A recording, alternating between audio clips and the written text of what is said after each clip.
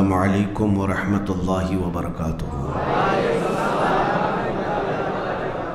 الحمد للہ الحنان المنان الذي خلق الانسان وعلمه البیان، والصلاة والسلام على رسوله سید الانس والجان وعلى آلہ واصحابہ ذوی الخیر والاحسان، اما بعد فاعوذ باللہ من الشیطان الرجیم، بسم اللہ الرحمن الرحیم۔ کل نفس ذائقۃ الموت وانما توفون اجورکم یوم القیامۃ فمن زحزح عن النار وادخل الجنة فقد فاز وما الحیاۃ الدنیا الا متاع الغرور۔ صدق اللہ مولانا العظیم۔ بارگاہ رسالت مآب صلی اللہ تعالی علیہ وسلم میں درود پاک کا ہدیہ پیش کریں۔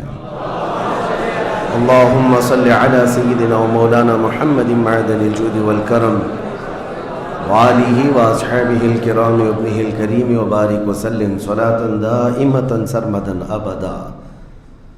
عزیزان گرامی وقار، ہماری زندگیاں اللہ تبارک و تعالیٰ کی طرف سے عطا کی ہوئی ایک بہت شارٹ پیریڈ میں، تھوڑے سے لمحات میں امتحان کے میدان میں چل رہی ہیں، اور اللہ نے قرآن میں فرمایا ہے خلق الموت والحیات لیبلوکم ایکم احسن عملا۔ اس نے موت اور زندگی اس لیے بنائی ہے تاکہ تمہیں پہچانے، تاکہ تمہیں آزمایا جائے کہ تم میں سے اچھے عمل والا کون ہے۔ ہم دارالعمل اور دارالامتحان میں ہیں۔ یہ زندگیاں بہت تیزی سے ہماری گزرتی چلی جائیں گی، اور وہ فرمان مخبر صادق صلی اللہ تعالی علیہ وسلم آپ کے حوالے کرتا ہوں۔ حضور پاک صلی اللہ علیہ وسلم نے فرمایا ایک دور آئے گا قیامت کے قریب جب بچے جوان نظر آئیں گے اور جوان بوڑھے نظر آئیں گے۔ یہ وہی دور ہے۔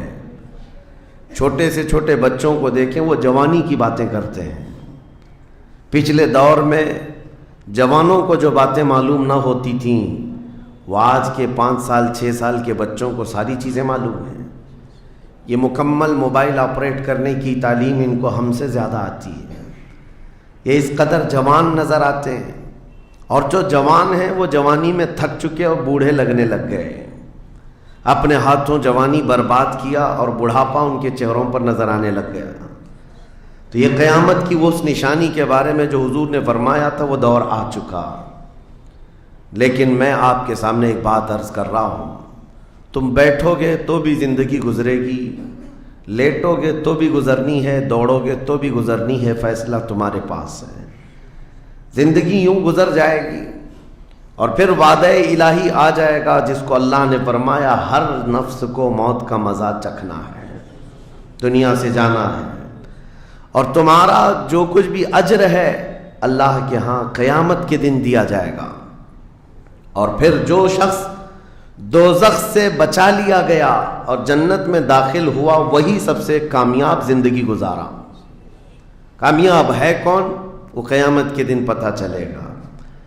ہمارا دوزخ سے بچ جانا اور جنت میں داخل ہو جانا، یہی کامیابی ہے۔ اور اللہ تعالیٰ فرماتا ہے وَمَا الْحَيَاةُ الدُّنْيَا إِلَّا مَتَاعُ الْغُرُورِ۔ میرے اس پورے عنوان کا یہ حصہ اہم ہے۔ اللہ فرماتا ہے اور دنیا سوائے دھوکے کے سامان کے کچھ نہیں۔ جس نے دنیا بنائی وہ خود فرما رہا ہو، جو اس کائنات کا خالق ہے وہ خود فرما رہا ہو، یہ دنیا دھوکے کے سامان کے علاوہ کچھ نہیں۔ یعنی یہاں پر انسان اکثر دھوکہ کھا جاتا ہے۔ دھوکے کا مطلب یہ نہیں ہے کسی دوست سے دھوکہ کھا رہا ہے، بلکہ وہ پوری اپنی زندگی میں دھوکہ کھایا ہوا ہے۔ جس چیز کو اسے حاصل کرنا تھا، دنیا نے اس کا منہ موڑ کر کسی اور چیز میں لگا دیا ہے۔ یہ دھوکہ نہیں ہے تو اور کیا ہے؟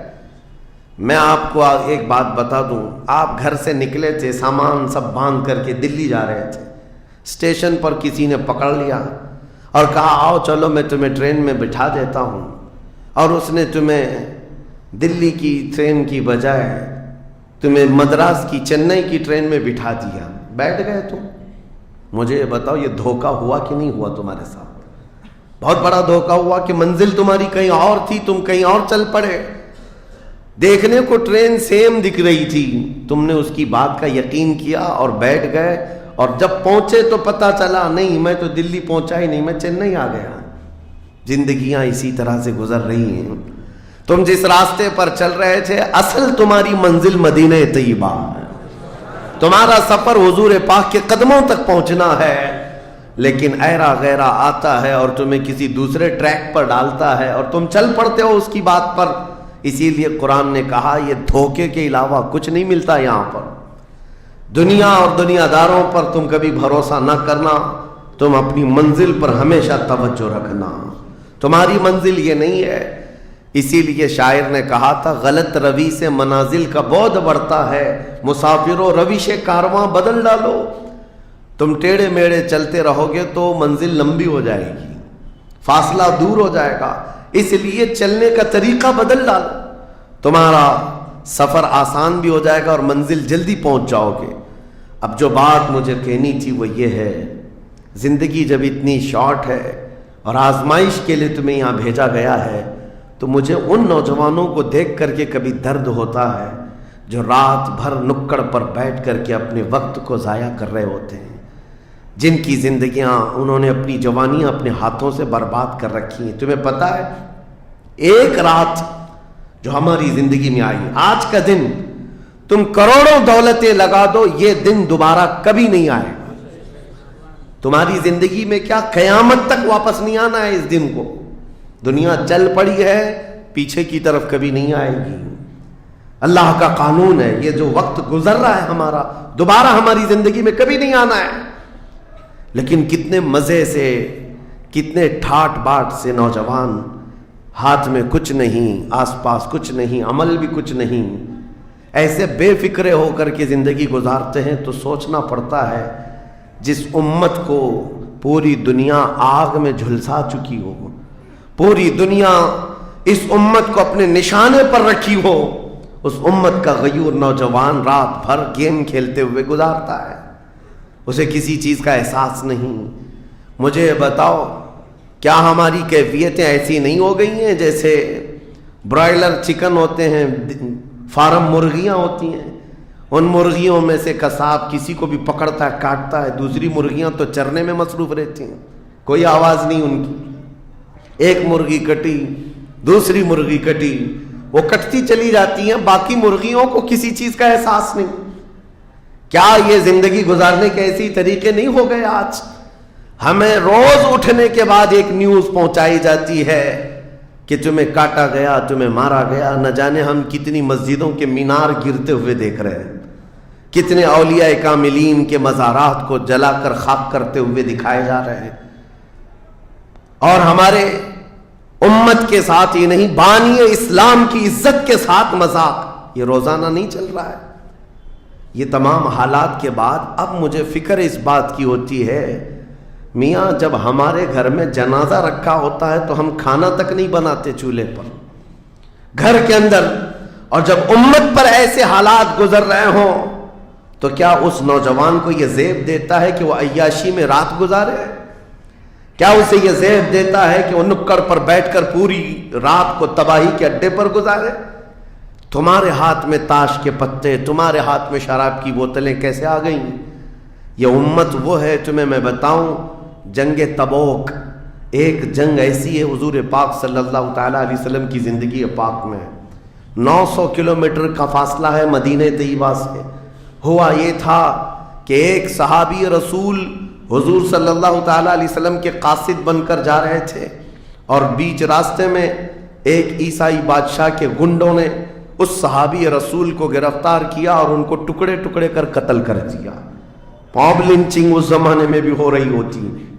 یہ خبر جیسے ہی مدینہ طیبہ پہنچی، وہ لوگ ایسے نہیں تھے کہ انا للہ پڑھ کر خاموش ہو جاتے. صحابہ کرام کا جم غفیر مدینے میں جمع ہوا. عرض کیا یا رسول اللہ صلی اللہ علیہ وسلم آپ کا حکم کیا ہے؟ نبی کریم صلی اللہ تعالیٰ علیہ وسلم نے صحابہ کرام کو بھیجا. اس میں سپہ سالار کی تعداد کئی صحابہ کی تھی اور جب یہ لشکر جرار مدینہ طیبہ سے نکلا 900 کلومیٹر دور چل کر کے گئے اور وہاں جا کر کے جن لوگوں نے حضور کے ایک غلام پر ہاتھ اٹھایا تھا ان کے بخیے کھڑا کر دیے اور ان کو الٹ پلٹ کر کے آئے اور لوگوں کو یہ میسج دیا تھا کبھی حضور کے غلاموں کی طرف چھیڑخانی نہ کرنا ورنہ پورا مدینہ باہر آ جائے گا. یہ یونٹی، یہ اتحاد ان کے اندر، یہ احساس میرے آقا صلی اللہ تعالیٰ علیہ وسلم نے پیدا کر رکھا تھا کہ کل مؤمن جسد واحد. حضور صلی اللہ تعالیٰ علیہ وسلم نے فرمایا کہ پورا جتنے مومن ہیں وہ سب ایک جسم کی طرح ہیں، ایک جسم کی طرح ہیں. اذا اشتکى عضو تداعى له سائر الجسد بالسحر والحمى. جیسے ایک پارٹ کو اگر درد ہوتا ہے تو پورے جسم میں بخار آتا ہے. مومنوں کی کیفیت یہ ہونی چاہیے، لیکن احساس دھیرے دھیرے ختم ہوتا چلا گیا. آج ہماری پستی کا ایک سبب یہ بھی بتایا جاتا ہے جس کو شاعر نے کہا تھا قوت فکر و عمل پہلے فنا ہوتی ہے جب کسی قوم کی شوکت پہ زوال آتا ہے. سوچنے سمجھنے کی صلاحیت پہلے ختم ہو جاتی ہے. آدمی سوچتا نہیں، سمجھتا نہیں، بس اپنے وقت کو ضائع کر رہا ہے، برباد کر رہا ہے.